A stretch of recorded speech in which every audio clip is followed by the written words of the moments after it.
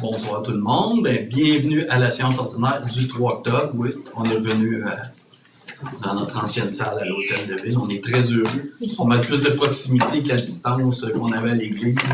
On vous voit. Oui, exactement. Donc, il y a des personnes que je ne vois pas souvent, mais juste pour vous rappeler le fonctionnement, on passe le procès verbal. On demande de ne pas intervenir durant la séance du Conseil de Ville. Par contre, vous avez la séance de questions après. Et même après, souvent, si vous avez d'autres questions plus personnelles, souvent, on reste, moi je reste, je peux répondre à vos questions, il n'y a pas de problème. Donc, le point 2, c'est adoption du procès verbal de la séance du 12 septembre 2022. Donc proposé par Mme Falcoeur, appuyé par Mme Villeneuve. On m'a reproché, on m'a dit de regarder à gauche un peu ça. Donc, à ma droite. Oui. Ça va. Oui. Parfait. Donc, les points 3, aménagement du territoire, urbanisme. Donc, 3.1, c'est le dépôt du procès verbal du comité consultatif d'urbanisme du 20 septembre 2022. C'est un dépôt. 3.1.1, c'est demande de dérogation mineure. Madame Falcoeur. Oui, donc on a été saisi d'une demande de dérogation mineure présentée par Habitation Médiathèque. La demande est là pour but de construire sur le lot 6 490 089 une résidence unifamiliale jumelée qui présente une marge de recul latérale de 1,97 m au lieu de 2,5 m, ce qui est dérogatoire au règlement de zonage. Le conseil municipal, après l'analyse et les circonstances qui ont motivé la demande, est en accord avec la recommandation du comité consultatif d'urbanisme à l'effet d'accepter la demande. Donc, y a-t-il quelqu'un dans la salle qui désire se faire entendre pour cette dérogation mineure? Madame Falcoeur. Donc, je propose que le conseil municipal accepte la demande de dérogation mineure. Donc, proposé par Mme Falcoeur, appuyé par M. Gavremont. À ma droite? Oui. À ma gauche? Oui. 3.1.2, demande de dérogation mineure. Mme Falcoeur. Oui, une demande de dérogation mineure présentée par le même demandeur, Habitation Médiathèque. Celle-ci, elle a pour but de construire sur un lot qui est presque voisin une résidence unifamiliale jumelée qui présente une marge de recul latérale de 2,09 m au lieu de 2,5 m, ce qui est dérogatoire. Le conseil municipal, après l'analyse du dossier, est en accord avec la recommandation du comité consultatif d'urbanisme à l'effet d'accepter la demande. Donc, y a-t-il quelqu'un dans la salle qui désire se faire entendre pour cette dérogation mineure? Mme Falcoeur. Donc, je propose qu'on accepte la demande. Donc, proposé par Mme Falcoeur, appuyé par Mme Charlot. À ma droite? Oui. À ma gauche? Oui. 3.1.3, demande d'autorisation de démolition d'usage conditionnel et de PIIA et de dérogation mineure. Madame Falcoeur. Donc, le conseil a été saisi de demandes d'autorisation de démolition et d'un usage conditionnel ainsi que des demandes de dérogation mineure et de permis PIA présentées par Gestion immobilière Marien. Le projet vise la démolition du bâtiment situé au 1581 et 1583 rue Notre-Dame. L'utilisation du sol dégagé suite à la démolition de l'habitation vise la construction d'une habitation multifamiliale de 6 logements, laquelle est assujettie à une demande d'autorisation d'un usage conditionnel. Toujours dans le même dossier, le conseil a été saisi d'une demande de dérogation mineure à l'égard de ce même projet relativement à 10 places de stationnement au lieu de 12, ce qui est dérogatoire au règlement de zonage. L'analyse en PIA des plans architecturaux et d'implantation permet de conclure que le projet rencontre les objectifs puis les critères du règlement sur les PIA. Le conseil municipal, après l'étude de la demande puis la prise en considération des différents critères concernant la démolition d'immeubles, entend accepter la demande de démolition. Puis le projet proposé respecte les critères d'évaluation du règlement relatif aux usages conditionnels. Et puis après considération des faits qui ont motivé la demande, le conseil est en accord avec la recommandation favorable du comité consultatif d'urbanisme, mais avec des conditions. Donc, y a-t-il quelqu'un dans la salle qui désire se faire entendre? Quelles sont les conditions? On va les dire après. On va les dire dans la proposition. Madame Falca. Oui, donc je propose, concernant l'autorisation de démolition, que le conseil municipal autorise la démolition du bâtiment 1581-1583 de Notre-Dame. Je précise que ce n'est pas listé comme patrimonial. Non, effectivement.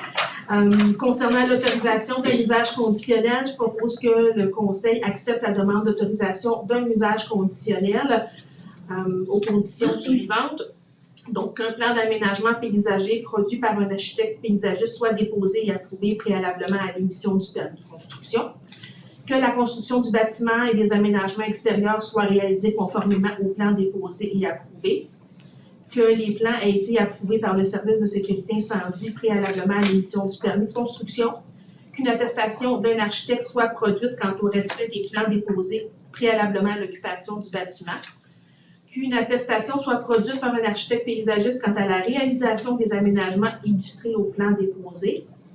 Que soit respectée toute exigence réglementaire qui ne peut être vérifiée sur les plans, comme les équipements de recharge de véhicules électriques, puis la contribution pour fin de parc.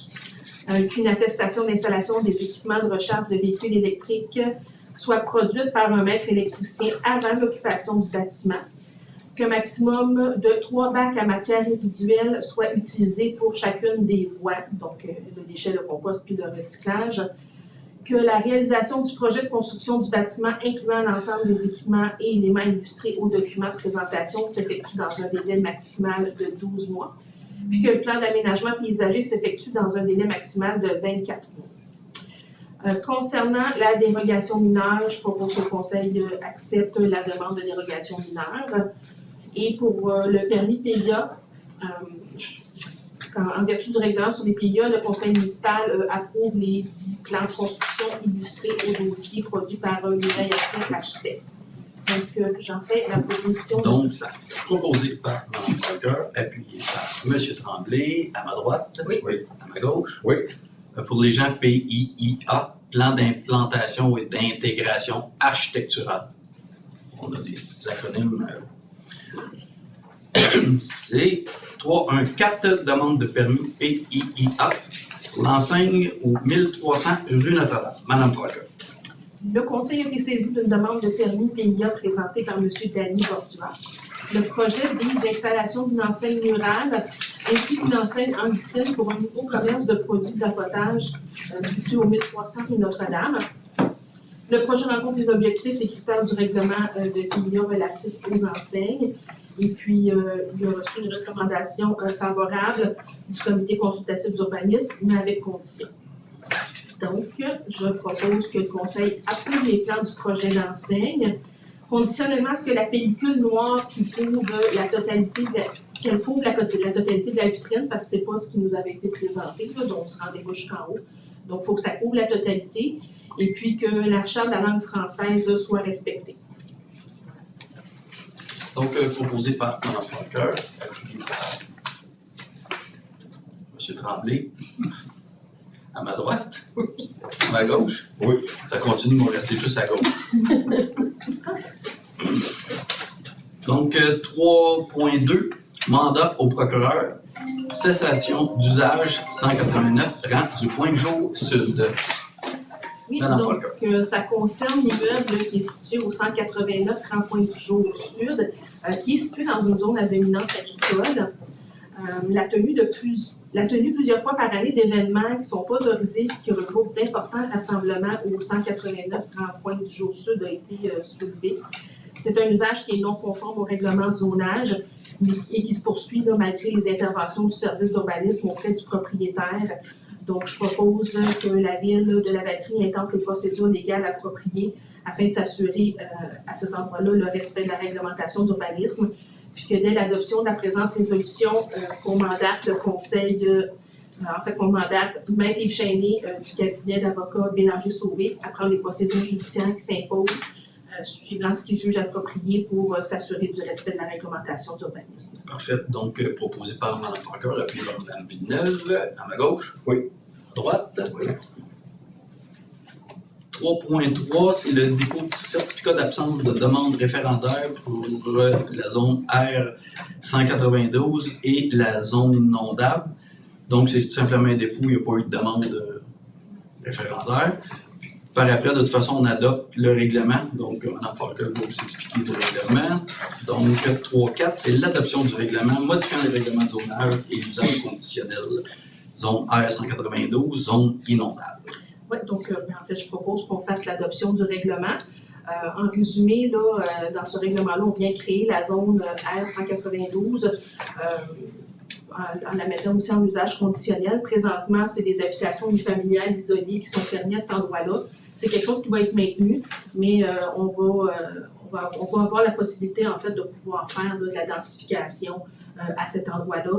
C'est situé sur la montée Mousseau. C'est un grand terrain là, entre le nouveau développement et puis l'école primaire. À l'est, sur la montée Mousseau. Oui, c'est ça, entre l'école et le développement. Ensuite de ça, dans le même règlement, il y avait le retrait de la cartographie là, de la zone inondable qui est insérée au règlement de zonage au profit du graphique des lignes de crues de récurrence 2 ans, 20 ans, 100 ans qui est produit par le ministère de l'Environnement. C'est un plan qui est plus précis. Une mesure temporaire, on s'en souvient, parce que le gouvernement est à revoir cette cartographie-là à l'ensemble du Québec. Donc, je propose qu'on adopte tout ça. Donc, proposé par Mme Parker, appuyé par M. Tremblay, à ma droite. Oui. À ma gauche. Oui. Les points 4, travaux publics, 4.1, appropriation de l'excédent de fonctionnement non affecté, correction de pavage. M. Tremblay. Bien, à chaque année, on prévoit un budget pour la correction de pavage là, de nos rues. On sait là, qu'à la batterie, il y a encore beaucoup de travail à faire, même si on en fait énormément à chaque année. On vient bonifier en fait de 160 000 là. Peut-être faire un petit historique, bref, là. Mais ça vaut la peine, c'est un dossier, là, en cette soirée électorale, ça vaut la peine de le mentionner. C'est un dossier qui était politique avant, puis qu'on a complètement dépolitisé. C'était absurde que ce soit un dossier politique. Politique dans le sens où il y avait une enveloppe qui était décidée par le conseil, mais là, les nouveaux conseillers, puis j'ai été de ceux-là, tiraient pas la couverte de leur bord assez fort. Donc, ils n'avaient pas de rue dans leur secteur à l'époque. Ça voulait pas dire que leur rue était pas prioritaire puis que leur rue était pas maganée. Fait que là, ça, on a complètement revu ça. C'est maintenant la division technique à la ville qui fait cette priorisation-là. Et cette division technique-là fait une mise à jour à chaque année. Fait qu'à chaque année, on revoit l'ensemble des priorités de la ville et ça nous permet de mieux réfléchir au budget qui sera alloué l'année prochaine. Et ça nous permet souvent de venir bonifier pour venir combler, par exemple, la priorité 2 de la ville. Je pense que c'est le cas actuellement. Oui, bien, la problématique qu'on a eue, c'est parce qu'on a des ajustements sur le prix du fioul, hein? C'est sur le carburant. Donc, le bitume, ce qui fait que tout ce qu'on voulait prioriser cette année, à cause de cet ajustement-là, ben, il nous manquait pour faire tout ce qu'on avait priorisé sans Ouais, vous n'êtes pas sans savoir qu'on est dans un contexte inflationniste assez solide. Si vous faites l'épicerie, vous le savez comme moi. Ben, ça affecte partout. Fait que le contrat où on devait faire l'ensemble des priorités, ben, l'enveloppe qu'on avait ne nous permet pas de le faire. Fait qu'on vient bonifier cette enveloppe-là de 160 000. Là, je suis allé en improvisation mixte, là, je veux juste voir que tout est là. Ouais, c'est pas mal. Mais je pense que ça fait le tour pour vrai. Ouais, On a proposé 160 000. Je propose mon improvisation mixte. Donc, proposé par M. Tremblay, appuyé par Mme Charlot, à ma gauche, à ma droite. Oh, là, je regarde du mon rapport, si je dis à ma gauche. À droite, c'est bon? Oui, c'est bon. À ma gauche? Oui. Okay, bon. 4.2, adoption du règlement, stationnement et circulation, période hivernale. M. Tremblay. Ben, il n'y aura pas d'historique pour ce point-là parce qu'il n'y en a pas d'historique à faire. C'est nouveau. On vient permettre, en fait, à certaines périodes, puis en fait, c'est drôle, je ne peux pas dire on va permettre, on va lever l'interdiction de se stationner à certaines périodes parce qu'on n'est pas sans savoir que l'hiver, il y a quand même, puis bon, surtout avec les changements climatiques maintenant, on va avoir des bonnes chutes de neige, mais il y a quand même des périodes où c'est très favorable, où on peut facilement se stationner. Lors de ces périodes-là, on va mettre sur l'ensemble de nos réseaux une levée d'interdiction de stationnement, ce qui va permettre à monsieur, madame, tout le monde d'avoir plus de flexibilité que leur petite entrée de cours, donc stationnement dans les rues permises l'hiver. Ça, c'est nouveau, on le laissait. On va faire une tentative. On ne sait pas comment ça va fonctionner. On est vraiment en période d'essai. Mais je pense que ça vaut la peine de l'essayer. Il y a plusieurs municipalités qui le font là, de cette façon-là. Et ça va faire en sorte qu'on n'est pas privé tout l'hiver de stationner nos voitures dans les rues, mais seulement dans les périodes de déneigement.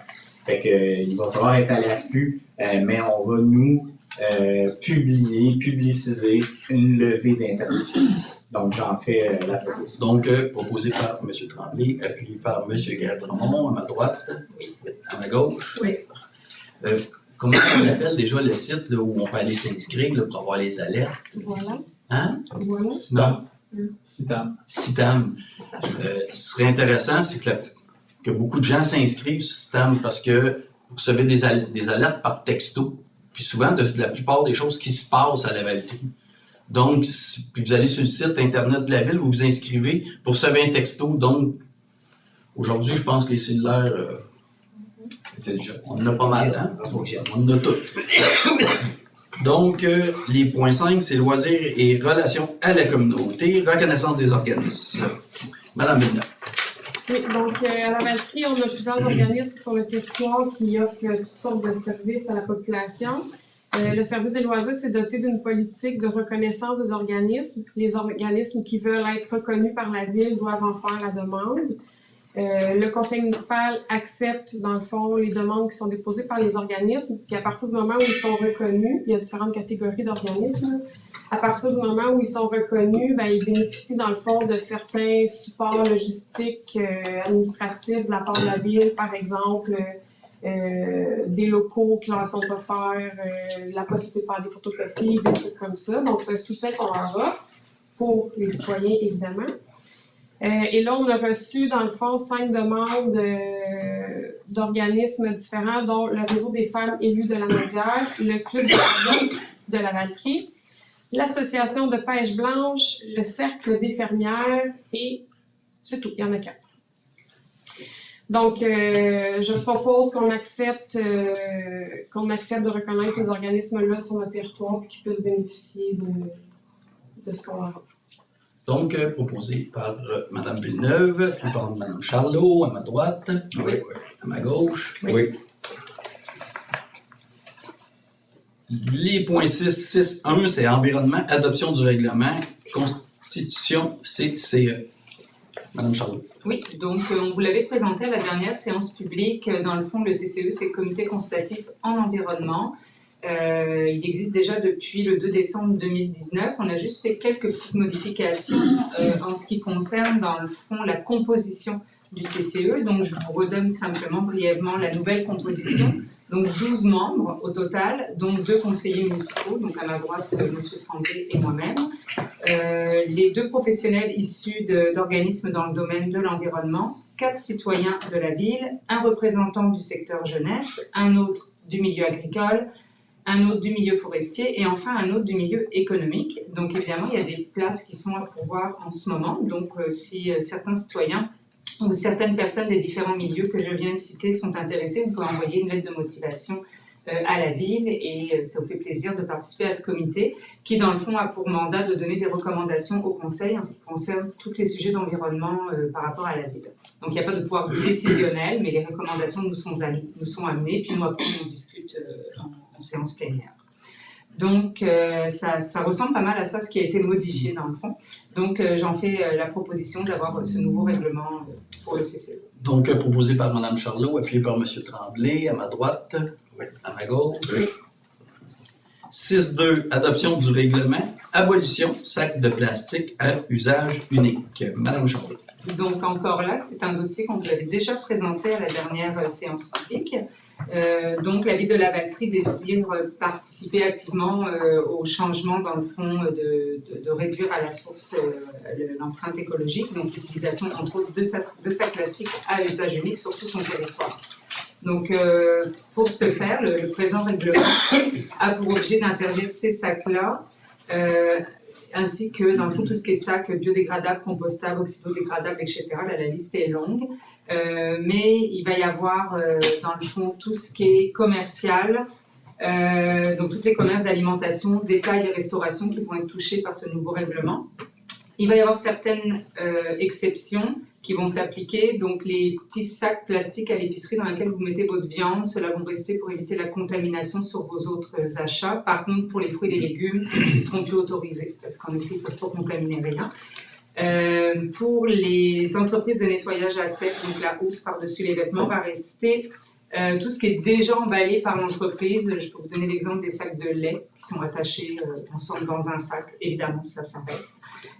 Pour les pneus aussi, quand vous allez faire vos changements de pneus, les commerces peuvent continuer à vous les donner puisqu'ils sont réutilisables. Souvent, vous les rangez tout le temps dans les mêmes sacs. Enfin, le Publisac, toujours qui est distribué à votre porte, va rester dans un sac plastique. Et les sacs en papier brun sont toujours autorisés aussi à être distribués par vos commerçants.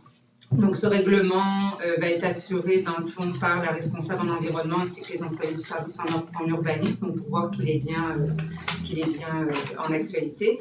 Et ça va être à partir d'avril 2023, si je ne m'abuse. C'est mars, c'est ça? Avril? Moi j'avais avril 2023.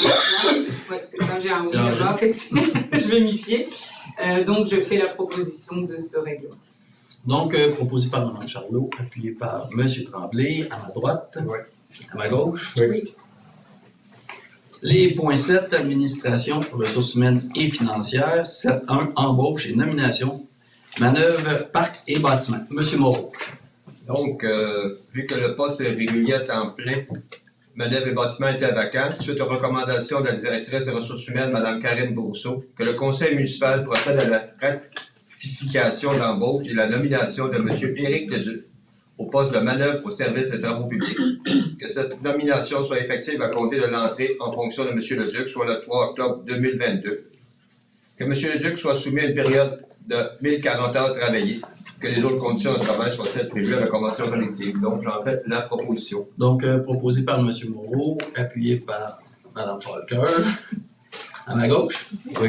À ma droite? Oui. 7.2, embauche et nomination.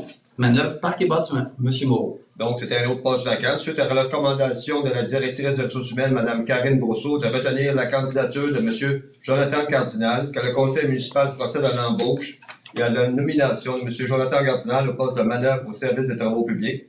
Que l'embauche de M. Jonathan Cardinal soit conditionnelle à la réception du rapport final favorable à l'évaluation pré-embauche à venir le 6 octobre 2022.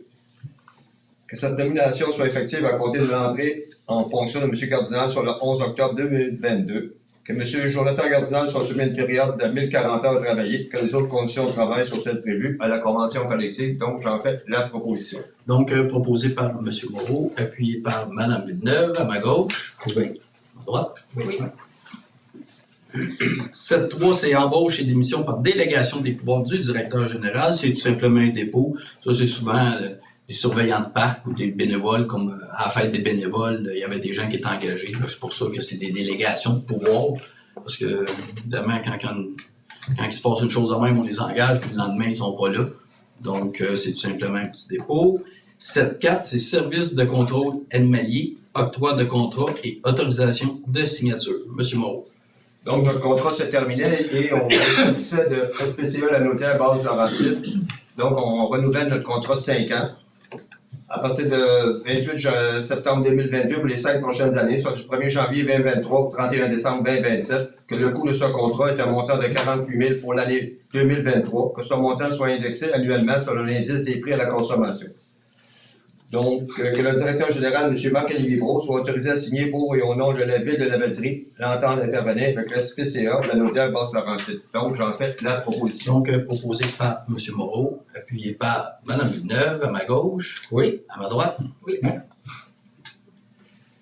7.5, ratification, autorisation de signature, lettre d'entente, 502 Turnbull. M. Tremblay. C'est une lettre d'entente, en fait, qui vient intervenir entre un entrepreneur et la ville, puis c'est pour autoriser M. Marc-Olivier Brault à signer pour et au nom de la ville cette entente-là. C'est en lien, évidemment, avec les travaux d'urbanisation. J'en fais la proposition. Donc, proposé par M. Tremblay, appuyé par M. Moreau, à ma gauche. Non, c'est l'autre. À la droite. C'est pour voir si vous suiviez. Ouais, mais vous avez la même droite qu'à l'église, tout va bien. À ma gauche. 7.5, avis de motion au dépôt du projet de règlement, régie interne. M. Moreau. Donc, c'est tout simplement l'avis de motion, c'est pour indiquer aux gens, dans le fond, aux citoyens, pour changer, dans le fond, les rencontres des séances du Conseil, ça va se faire dorénavant, comme vous avez constaté ici, au 1400 de Notre-Dame à la Belleterie. Et ça change aussi les modalités, dans le fond, les nouvelles modalités. Donc, c'était un avis tout simplement. Donc, avis de motion donné par M. Moreau. 7.7, avis de motion et dépôt du projet de règlement, délégation, financement par obligation ou par billet. M. Moreau. Donc, cet avis de motion de projet de règlement concerne simplement lorsque le gouvernement du Québec change les règlements d'emprunt, nous donne des nouveaux taux. Puis lorsqu'on les recevait, si, mettons, la réunion de l'Assemblée du Conseil était dans un mois, on était obligé de faire une assemblée spéciale. Donc, en déléguant, dans le fond, notre directeur, M. Marc-André Desjardins, ça évite de faire des séances spéciales. Donc, dans le fond, voici c'est quoi l'avis de motion. Parfait. Donc, avis de motion donné par M. Moreau. De toute façon, ça ne change rien parce que c'est pas nous autres qui choisissons. Parce que ce qu'il faut comprendre, 2 fois par année, le gouvernement va en appel d'offres pour les renouvellements d'emprunt des municipalités. Et c'est le gouvernement, dans l'appel d'offres, qui nous envoie voici le plus bas soumission, voici celui qui a le moins, le taux le meilleur, je dirais, le meilleur taux. Donc, c'est lui que vous prenez. Mais on a 48 heures, je pense, hein, c'est 48 heures qu'on a. La Ville a 48 heures pour signer les documents. Donc, évidemment, en déléguant, plus opérationnel, plus rapide. Donc, avis de motion donné par M. Moreau. 7.8, c'est adoption du règlement d'emprunt, règlement, rénovation et mise aux normes de l'Église, 3 23 646. M. Moreau. Donc, dans le fond, c'est les travaux qu'on doit refaire pour rénover le bâtiment de l'Église de la Belleterie. Dans le fond, les rénovations extérieures, que ce soit les fondations, les murs extérieurs qu'on doit faire. Là-dessus, c'est un montant de 3 23 646 $. Il y a 65% qu'on est subventionné par les gouvernements. Donc, le restant d'environ 1 million sera sur les taxes générales de citoyens. Donc, voici, j'en fais la proposition. Donc, proposé par M. Moreau, appuyé par Mme Villeneuve, à ma gauche. Oui. À ma droite. Oui. 7.9, autorisation de dépenses et dépôt du rapport budgétaire et état des activités de fonctionnement comparatif pour l'exercice financier 2022. Donc, c'est tout simple, c'est un dépôt que tout le monde a reçu copie. 7.10, autorisation de paiement, compte à payer. M. Moreau.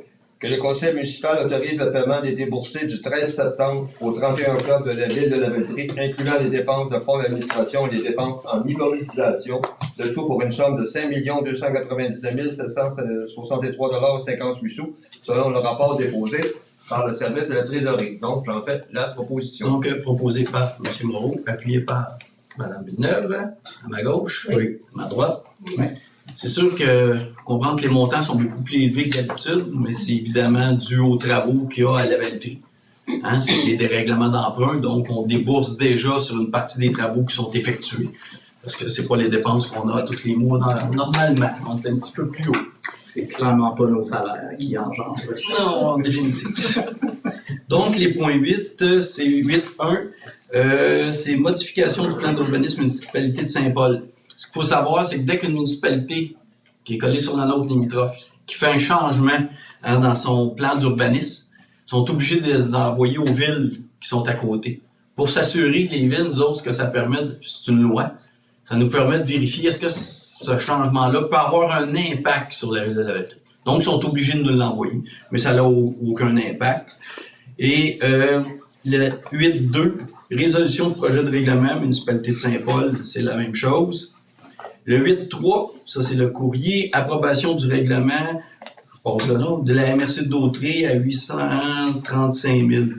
C'est tout simplement, ça fait partie d'une partie de la subvention qu'on a pour l'Église. Qui vient, c'est patrimoine, c'est culture ou patrimoine, celle-là, M. Beau?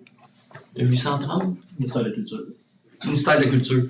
Donc, c'est une subvention du ministère de la Culture, mais qui est gérée par la MRC. Donc, la MRC va en règlement d'emprunt, la donne à la Belleterie, mais c'est le ministère de la Culture qui rembourse le prêt. C'est comme ça que ça fonctionne. Le principal, c'est qu'on a 835 000 de plus pour la rénovation de l'église. Donc, je vais...